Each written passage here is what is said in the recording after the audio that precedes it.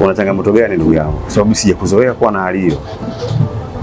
Mimi nimekuzoea wewe ni mtu yule ambaye umechangamka. Ukifika hapa ofisini ni mtu ambaye una furaha. Ni nini ambacho kinachokuchanganya? Unajua nini kaka? Yaani heri ningeumwa hata tumbo au kichwa au malaria. Unaelewa? Lakini tatizo langu ni kubwa mno.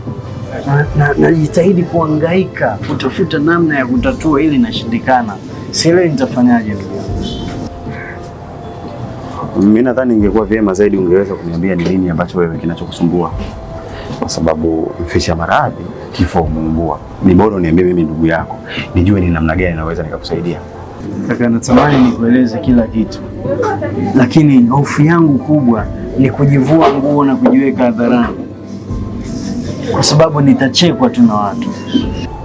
Mzee wangu, lazima uwe na kifua cha kustahimili tatizo langu. Mimi na imani, unajua sisi wanaume tumeumbiwa nini? Sisi wanaume tumeumbiwa